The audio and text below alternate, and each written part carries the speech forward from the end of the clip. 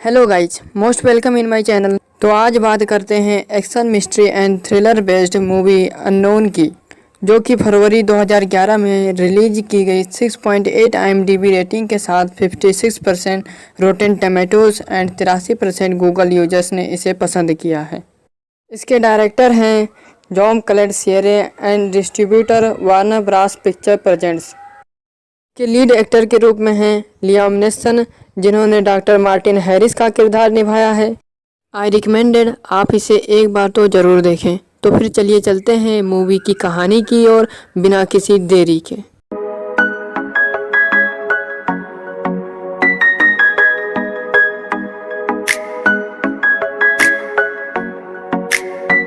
Movie की शुरुआत होती है एक एरोप्लेन से, जिसमें डॉक्टर मार्टिन हैरिस अपने पत्नी एलिजाबेथ हैरिस के साथ बायोटेक्नोलॉजी समिट पे प्रेजेंटेशन देने के लिए बर्लिन शहर की ओर सफ़र कर रहे होते हैं।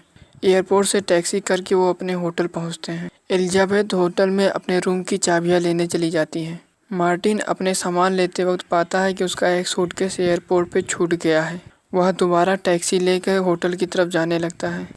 रोड जैम होने के कारण वह ड्राइवर से दूसरा रास्ता लेने के लिए कहता है और उसका एक्सीडेंट हो जाता है। सर पर चोट लगने के कारण वो बेहोश हो जाता है। ड्राइवर उसे डूबती हुई कार से बाहर निकालकर भाग जाती है। तभी रेस्क्यू टीम वाले आकर उसे होश में लाने की कोशिश करते हैं और उसी वक्त मार्टिन को अपने पत्नी के साथ बिताए जाने वाले पल याद आने लगते हैं। दोबारा आँख खुलने पर मार्टिन अपने आप को एक हॉस्पिटल में पाता है। एक नर्स के द्वारा उसके डॉक्टर को बुलाया जाता है। डॉक्टर अपना परिचय कराते हुए उसे बताते हैं कि वह पिछले 4 दिनों से कोमा में है। मार्टिन अपने पत्नी और घरवालों के बारे में पूछता है कि क्या उनसे कोई मिलने आया था। डॉक्टर ना कहते हुए उन्हें आराम करने की सलाह देते हैं, क्योंकि कोमा से उठने के बाद अक्सर आदमी अपनी पहचान भूल जाता है। नर्स उसके कपड़े और सामान ले आती है। टीवी देखते हुए मार्टिन को याद आता है कि वो यहाँ पे बायोटेक्नोलॉजी समिट पे प्रेजेंटेशन देने के लिए आया था। वह अपने कपड़े और सामान के साथ हॉस्पिटल से जाने लगता है। डॉक्टर उससे डॉक्यूमेंट पे साइन लेने और कार्ड देने के बाद उसे वहां से जाने देते हैं। वह सीधे वहां से होटल पहुंचता है। रिसेप्शनिस्ट से अपना नाम मार्टिन हैरिस बताते हुए रूम की चाबियां मांगता है। तभी वह हाल में अपने पत्नी को देखता है और उससे मिलने के लिए उधर जाने लगता है, लेकिन गार्ड के द्वारा उसे रोक लिया जाता है और अपनी पहचान दिखाने के लिए कहा जाता है। अपना नाम मार्टिन हैरिस बताने पर गार्ड के द्वारा मैनेजर को बुला लिया जाता है। मैनेजर उसे अपना पहचान दिखाने के लिए कहता है, पर उसके पास किसी भी प्रकार की कोई आईडी नहीं होती है और उसका कहना होता है कि उसकी पत्नी उसे यह बता सकती है। मैनेजर उसे उसकी पत्नी के पास लेकर जाता है, लेकिन उसकी पत्नी एलिजाबेथ उसे अपना पत्नी मानने से इनकार कर देती है और तभी वहाँ पर दूसरा मार्टिन हैरिस आ जाता है और उसके पास उसकी आईडी भी होती है कि वह ही मार्टिन हैरिस है। फिर गार्ड के द्वारा उसे वहां से बाहर कर दिया जाता है। किसी भी तरह से खुद को मार्टिन हैरिस न प्रूव करने पर उसे जेल भेजने की धमकी दी जाती, पर वह उनकी बात मानकर हॉस्पिटल जाने के लिए कह देता है, क्योंकि उसकी तबीयत खराब होती है। पर वह बीच रास्ते में टैक्सी से उतरकर अपने एक दोस्त को कॉल करता है और उससे मदद करने के लिए एक मैसेज छोड़ देता है।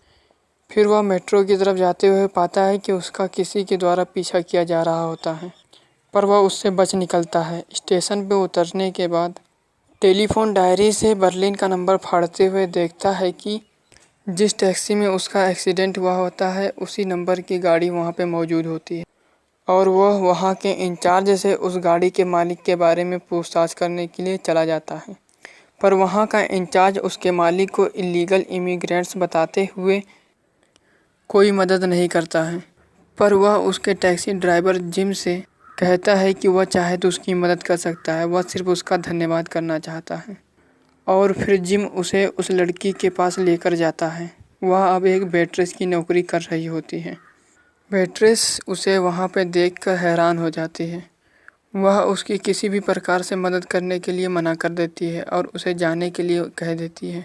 फिर वह प्रोफेसर ब्रेसलर से अपने अपॉइंटमेंट के लिए चला जाता है। वहां पहुंचने पर वह दूसरे मार्टिन हैरिस को उनके साथ देखता है। वह उन्हें हर तरह से अपने आप को सही मार्टिन हैरिस प्रूव करने के लिए सब कुछ बताता है, जो भी उनसे बातें की गई होती है, पर वही बातें दूसरा मार्टिन हैरिस भी उन्हीं को बताता है। यह देखकर उसे चक्कर आ जाता है और वह बेहोश हो जाता है। आँख खुलने पे वह अपने आप को उसी हॉस्पिटल में पाता है और उसे लगता है कि उसके याददाश्त खो गई है।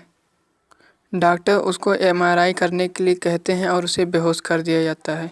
उससे पहले नर्स के द्वारा उसे एक कार्ड दे दिया जाता है जिस पे कुछ लिखा होता है। एमआरआई स्कैनिंग में उसे फिर से वही अपने पत्नी के संग बिताए हुए पल याद आने लगते हैं और उसके बाद वहाँ से निकलने के बाद उसी आदमी को पाता है जो कि उसका मेट्रो पे पीछा कर रहा होता है। वह डॉक्टर और नर्स को मार देता है और उसे मारना चाहता है, पर वह वहाँ से किसी तरह से बच के निकल जाता है और फिर दिए गए एड्रेस पे वह जाता है जो कि कार्ड पे लिखा होता है और वहाँ पे उसकी मुलाकात प्रोफेसर जर्गन से होती है और वह उसका केस संभालने के लिए राजी हो जाते हैं, यह पता लगाने के लिए कि वह आखिर में है कौन। पर उससे पहले वह उस लड़की से मिलना चाहते हैं जो कि टैक्सी ड्राइवर होती है। मार्टिन के जाने के बाद प्रोफेसर जर्गन एक फ़ोन कॉल करते हैं और लैंगमोर यूनिवर्सिटी के बारे में सर्च करते हैं। मार्टिन फिर उस लड़की से मिलता है और उसे अपने घड़ी के बदले में उसकी मदद करने के लिए राज़ी कर लेता है। वह अपना नाम गिमा बताती है। मार्टिन उससे एक रात ठहरने के लिए जगह भी मांगता है। गिमा बताती है कि वह सिर्फ एक एक्सीडेंट था, उसका इससे लेना देना कुछ नहीं है। मार्टिन गिमा के घर पे अपने बुक में लिखे गए नंबरों को डिकोड कर देता है जो कि एक फूलों के साइंटिफिक नेम होते हैं। फिर मार्टिन नहाने चला जाता है और इसी बीच वह आदमी एक दूसरे आदमी के साथ उस लड़की के घर पर आ पहुंचता है। फिर एक्शन सीन होने के बाद मार्टिन उस आदमी को मारने में कामयाब हो जाता है, पर दूसरा आदमी उनका पीछा करने लगता है। वह किसी तरह से बचकर वहां से निकल जाते हैं और एक बार में पहुंच जाते हैं। वहां पे गिमा उसे बताती है कि वो लोग उसका भी पीछा कर रहे थे, उसको भी मारना चाहते हैं। अगले दिन वह दोनों प्रोफेसर जर्गन से मिलते हैं। प्रोफेसर जर्गन का कहना होता है कि कोई आखिर तुम्हारी जगह क्यों लेना चाहेगा। उसके बाद वह दोनों एलिजाबेथ से मिलने के लिए चले जाते हैं। गिमा दूसरे मार्टिन की निगरानी करती है और मार्टिन एलिजाबेथ के पीछे आर्ट गैलरी में चला जाता है जहाँ पे वही आदमी उसके साथ होता है जो उसे कल मारने की कोशिश कर रहा था, पर वह किसी तरह से एलिजाबेथ से बात करने में कामयाब हो जाता है। एलिजाबेथ उसे बताती है कि वह एयरपोर्ट पे बैग लेने वापस जा रहा था, उसे वह बैग ले लेनी चाहिए और वहीं पे मिलना चाहिए उससे। दूसरी तरफ दूसरा मार्टिन वहां से निकल चुका होता है और गिमा असली वाले मार्टिन को कांटेक्ट नहीं कर पा रही होती है। तभी प्रोफेसर रॉडनी एयरपोर्ट पे आ चुके होते हैं और वह प्रोफेसर जर्गन से कांटेक्ट करते हैं और उनसे मिलने की ख्वाहिश करते हैं। प्रोफेसर जर्गन को उनके घर पे एक लिफाफा मिलता है जिसमें मार्टिन और एलिजाबेथ की साथ फ़ोटो होती है। प्रोफेसर जर्गन और प्रोफेसर रॉडनी की थोड़ी देर बातचीत के बाद प्रोफेसर जर्गन जहर ले लेते हैं और वो मर जाते हैं। दूसरी तरफ मार्टिन एयरपोर्ट जाकर अपना बैग लेने में कामयाब हो जाता है और उसमें उसके पत्नी संग फ़ोटो और उसका पासपोर्ट मिल जाता है और वह लेकर वहीं पर अपने पत्नी का इंतज़ार कर रहा होता है और गिमा को जाने के लिए कहता है कि वह अब आज़ाद है। गिमा के जाने के बाद प्रोफेसर रॉडनी वहां पर आ जाते हैं और उससे थोड़ी देर बात करने के बाद उसे साथ चलने के लिए कह देते हैं। गिमा जाते हुए देखती है कि मार्टिन का किडनैप किया जा रहा होता है और वह उसकी मदद करने के लिए एक टैक्सी से उसके पीछे लग जाती है। रॉडनी को मार्टिन को उसी आदमी के साथ एक अपार्टमेंट में लेकर आते हैं।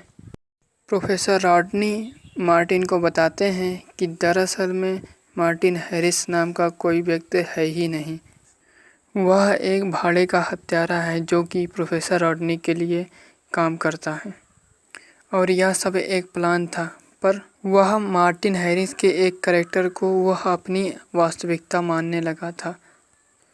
फिर उसे उसी वक्त याद आता है कि उसने एक होटल में बम लगाया है जहाँ पे प्रिंस सादा ठहरने वाले हैं। उसे मारने वाले ही होते हैं कि तभी वहाँ पे गिमा आ जाती है और प्रोफेसर और उसके हत्यारे दोनों को मार देती है।